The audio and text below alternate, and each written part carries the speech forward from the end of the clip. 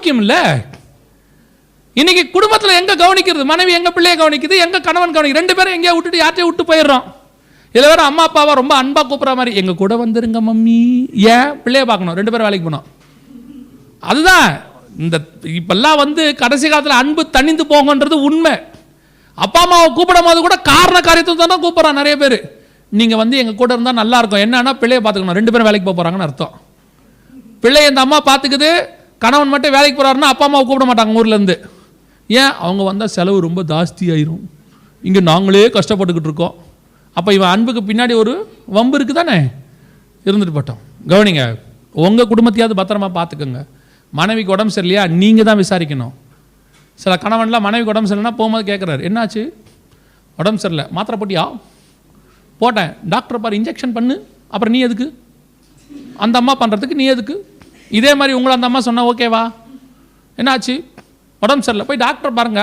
சும்மா உட்காந்து உடம்பு சரியில்லை பாங்க அப்படின்னா ஒத்துப்பீங்களா? நீங்கள் என்ன சொல்வீங்க? இந்த வீட்டில் அனாதை மாதிரி இருக்கிறேன், என்னை கவனிக்க யாருமே இல்லை. அப்போ அந்த அம்மாவும் அனாதை மாதிரி தானே இருக்கு. அந்த அம்மாவையும் கவனிக்கணும்ல. நல்லா கவனிங்க, எப்போ கணவனுக்கும் மனைவிக்கு நடுவில் ஒரு சின்ன விரிசல் வருதோ மூணாவது ஆளை பிசாசு அமைச்சிருவான். நான் சொல்கிறது உண்மை. இன்றைக்கி கடைசி காலத்தில் இந்த பிரச்சனை ரொம்ப அதிகமாக போயிட்டுருக்கு, சபைகளில் போகுது. நல்லா தெரிஞ்சுக்கணும், கணவனை மனைவி தான் விசாரிக்கணும், மனைவியை கணவன் தான் விசாரிக்கணும், வேறு யாரும் விசாரிக்கக்கூடாது. கணவன் வேலைக்கு போனாரா, ஒரு நாளைக்கு 2 தடவை 3 தடவை ஃபோன் பண்ணி பேசுங்க. ஃபோன் அவர் தானே வாங்கி தராரு, ரீசார்ஜ் பண்ணிலாம் விட்றாருல்ல, அந்த ஆளுக்கு ஃபோன் பண்ணி பேசுங்க. மிஸ்டு கால்லாம் கொடுக்காதீங்க. சில மனைவிலாம் உடனே கிறுக்குன்னு கட் பண்ணிடுறது. என்னன்னு கேட்டால் அவர் கூப்பிட்டா ஃப்ரீ, நீ கூப்பிட்டா 10 காசு. ஏன் 10 காசு போனால் போது கூப்பிட்றது இருந்தால? என்றைக்காவது உங்கள் கடவுளுக்கு ஃபோன் பண்ணி பேசியிருக்கிறீங்களா? கரெக்டாக எப்போ ஃபோன் பண்ணுவீங்க தெரியுமா? சாயங்காலம் 5-6 மணிக்கு ஃபோன் பண்ணுவீங்க. கிளம்பிட்டீங்களா? அந்த ஆளுக்கு நல்லா தெரியும் எதுக்கு ஃபோன் பண்ணுன்னு. என்ன விஷயம் சொல்லு. வரும்போது பால் அங்கே வருங்க, எவ்வளோ அதுங்களா? நிஜம், அது உண்மைதான். வரும்போது பால் வாங்கிட்டு வந்துருங்க, நைட்டுக்கு மாவு வாங்கிட்டு வந்துருங்க, பிள்ளைகளுக்கு ஏதாவது அவனா கொரியர் சர்வீஸ் நடத்துகிறோம். வாங்கி கொடுக்கறது தப்பே கிடையாது. மதியானம் ஒரு மணிக்கு அந்த ஆளுக்கு ஃபோன் பண்ணி என்னைக்காவது பேசியிருக்கிறீங்களா? சாப்பிட்டீங்களான்னு கேட்டிருக்கிறீங்களா? எப்போயாவது ஒரு 4 மணிக்கு ஃபோன் பண்ணி காஃபி குடிச்சிங்களா? நீங்கள் கேட்டுக்கிட்டே இருக்கணுங்க. நீங்கள் கேட்குறது அந்த ஆஃபீஸில் இருக்கிறவங்களுக்குலாம் தெரியணும். நீங்கள் கேட்காவிட்டால் அந்த ஆஃபீஸில் யாராவது இருந்தாலும் கேட்பாங்க. நான் சொல்கிறது உண்மை, கடைசி காலத்தில் அதான் உண்மை. நீங்கள் சாப்பிட்டீங்களான்னு கேட்கலன்னா கூட வேலை செய்கிற யாராவது கேட்பாங்க, சார் சாப்பிட்றீங்களா?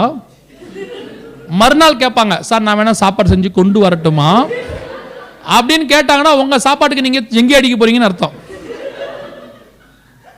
இன்னைக்கு இதுதான் சபையுடைய பிரச்சனை. உன் மனைவியை நீ தான் விசாரிக்கணும், உன் கணவனை நீ தான் விசாரிக்கணும். நீ உன் கணவனை விசாரிக்கிறது ஊருக்கே தெரியணும், உங்க அன்பு தெரியணும். ஈசாக்குக்கும் ரெபேக்காளுக்கும் இருந்த அன்பு தெரிந்ததுனால தான் ராஜா 2 பேரையும் அனுப்பி வச்சான். இல்லைன்னா ரெபேக்கா நிலைமை நாசமா போயிருக்கும். உனக்கு நீங்களும் 2 பேரும் எவ்வளவு அந்யோன்யமா இருக்கிறது. அதுக்கு பதிலாக என்ன தெரியுது? அவங்க 2 பேருக்கும் பிரச்சனையாமா. சகோதரிமார்கள்ட்ட ஒரு பெரிய தப்பு, உங்க பிரச்சனையை உங்க வீட்டுக்குள்ளதான் வச்சுக்கணும். ப்ரொபகண்டா பண்ணக்கூடாது. உடனே ஃபோன் பண்ணி கூட இருக்க ஃப்ரெண்ட்ஸ் கிட்ட பேசக்கூடாது. நீங்க போய் ரொம்ப நல்ல விதமா தான் சொல்றீங்க கூட இருக்கிற தோழி கிட்ட, எங்க வீட்டுக்காரோட ஒரே பிரச்சனையா இருக்குது, அந்த அம்மாவுக்கு ஏற்கனவே அவங்க வீட்டாரோட பிரச்சனையா இருக்குது. அந்த அம்மா என்ன நினைக்குது? ஓ இந்த பேர் சரியில்லை போல, இந்த பேர் ரெடியா இருக்குமோ. இன்னைக்கு தான் ப்ராப்ளம் சபையில். முதல்ல உங்க கணவன்ட்ட நீங்க அன்பாருங்க. உங்க பிரச்சனைகளை நான் எப்பவும் சொல்லுவேன், கணவன்மார்களை, உங்க வீட்டுக்கு வர ஃப்ரெண்ட்ஸுக்கு எக்ஸ்ட்ரீம் லெவல் எதுனா ஹால் தான், பெட்ரூம் கிடையாது. சிலர்லாம் ஃப்ரெண்ட்ஸை கொண்டு போய் பெட்ரூம்ல உட்கார வச்சு பேசிக்கிட்டு இருப்பான், லூசு பைய. நிஜமா தான் சொல்றேன், கூட்டு போக கூடாது, ஹால்ல நிக்க வச்சு பேசி. எவ்வளவு பெரிய ஃப்ரெண்டா இருக்கட்டும், உன் பெட்ரூம் உனக்கும் உன் மனைவிக்கு மட்டும்தான். there is no third person inside. அதே மாதிரி சொல்றேன் சகோதரிமார்களுக்கு, எவ்வளவு பெரிய தோழியா இருந்தாலும் சரி, உன் கணவனை பத்தின குறைய உன் தோழி கிட்ட சொல்லாத, அது உனக்கே ஆபத்தா முடியும். நிறைய குடும்பங்கள்ல டீல் பண்றோம், ஒவ்வொரு இடத்துல இருந்து ஃபோன் வருது. நான் பேசுறது எல்லாமே கிறிஸ்தவ குடும்பத்தில் மட்டும்தான் பேசிட்டு இருக்கிறேன். முதல்ல கணவனுக்கும் மனைவிக்கும் பிரச்சனையா, 2 பேரும் உட்காந்து பேசுங்க. நீங்க பேசி சால்வ் ஆகாத பிரச்சனை உலகத்தில் ஒண்ணுமே கிடையாது. இஸ்ரேல் பாலஸ்தீன பிரச்சனையே பேசி சால்வ் ஆயிடுச்சு. நீங்க 2 பேரும் அவ்வளோ பிரச்சனையா? 2 பேரும் ஏன் உட்காந்து பேச மாட்டீங்க? அதான் சொன்னேன், காலையிலும் சொன்னேன், கணவன் மாதிரி வீட்டுக்குள்ள வரும்போது போனை மியூட்ல போடுங்க, இல்லை சுவிச் ஆஃப் பண்ணுங்க.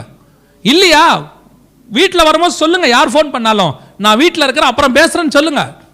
ஆஃபீஸில் இருக்கும்போது மனைவி ஃபோன் பண்ண சொல்றீங்கல்ல, ஆஃபீஸில் வேலையா இருக்கேன் அப்புறம் பேசுறேன்னு, அதே மாதிரி வீட்டுக்கு வந்தால் வெளியே இருக்கவன்கிட்ட சொல்லுங்க, நான் வீட்டில் இருக்கிறேன் அப்புறம் பேசுகிறேன்னு சொல்லுங்க. சிலர்லாம் உள்ள நுழையும் போது ஃபோன் பேசிக்கிட்டே நுழைவான், பேசிக்கிட்டே நுழையிறது, அப்படியே பேசிக்கிட்டே இன்ஸ்ட்ரக்ஷன்ஸும் கொடுப்பான்.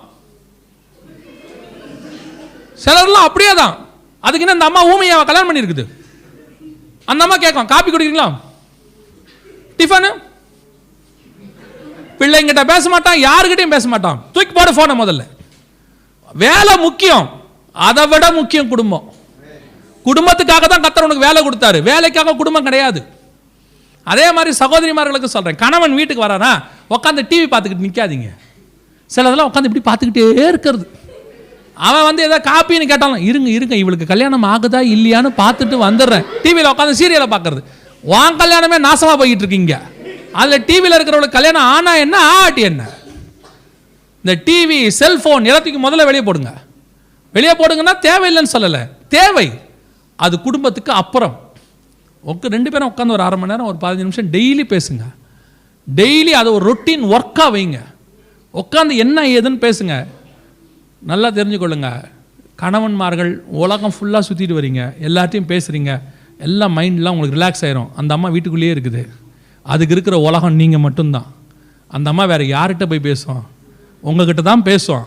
நீங்கள் என்ன சொல்கிறீங்க, நானே டயர்டாக வந்திருக்கிறேன், நான் எப்படி பேசுறது? ஆமாம், நீ தான் பேசணும். நீ பேசாட்டி வேற எவனாவது பேசுவான், பரவாயில்லையா? நான் கேட்கறது சரிதானே? டயர்டாக இருந்தாலும் உட்காந்து கேளுங்க அந்த அம்மா கிட்ட. நல்லா தெரிஞ்சுக்கொள்ளுங்க, 2 உலகம் இருக்குது. ஒன்று வெளியே இருக்கிற உலகம், ஒன்று வீட்டு உலகம்.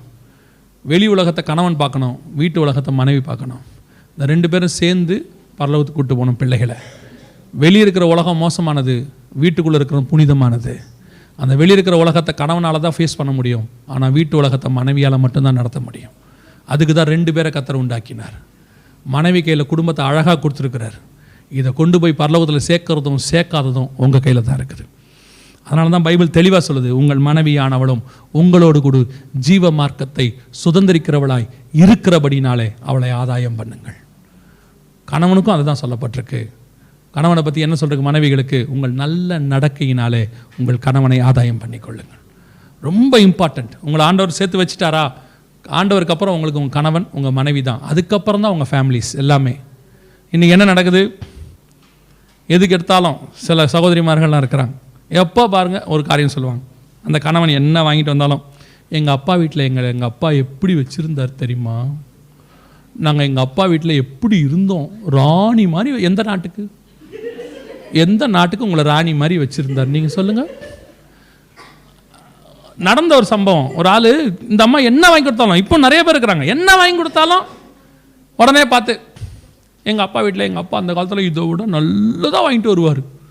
அந்த ஆள் ஏதாவது வாங்கிட்டு வரான், வந்தால் எங்கள் அப்பா ஒரு நாள் இதை விட சூப்பராக வாங்கிட்டு வந்து, அவனுக்கு எவ்வளோ ஆத்திரம் வரும்.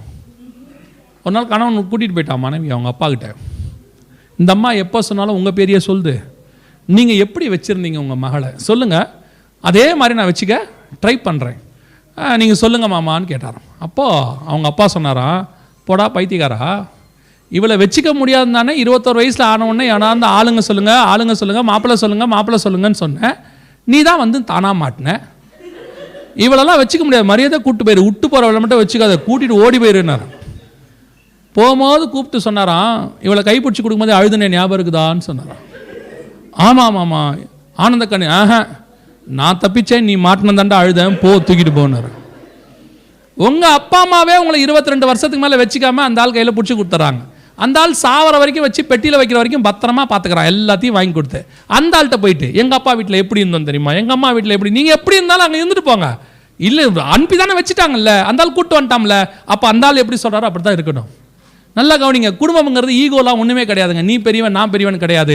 பரலோகம் எங்கள் 2 பேரும் இணைச்சிருக்குது, பரலோகத்துக்கு எங்கள் மேலே ஒரு வேலை இருக்குது, அதை நாங்கள் செய்து முடித்து விட்டு பரலோகத்துக்கு போவோம். இந்த தாட் உங்களுக்கு வந்துட்டாலே குடும்பம் ரொம்ப ஈஸியாக போயிடும். அல்லேலூயா. ஆண்டவர் உங்களுக்கு என்ன கொடுத்தாரோ அதான் பெஸ்ட்டு. எப்போ நீங்கள் இதை விட இன்னொன்று எக்ஸ்பெக்ட் பண்ணுறீங்களோ அங்கே தான் ஆபத்து வருது. ஒன்று இணைச்சாச்சா லைஃப் லாங் அதுதான் உங்களுடைய எதை நீங்கள் சொன்னாலும் சரி, இதை தவிர வேறு மாற்று கருத்தே கிடையாது. கர்த்தர் கொடுத்த ஒன்று, அதோடு கடைசி வரைக்கும் ஓடி முடிக்கணும். அல்லேலூயா. ஏனோக்கு தேவனோடு கூட சஞ்சரித்து கொண்டிருந்து தன் குடும்பத்தை பத்திரமாய் பாதுகாத்துக்கும்.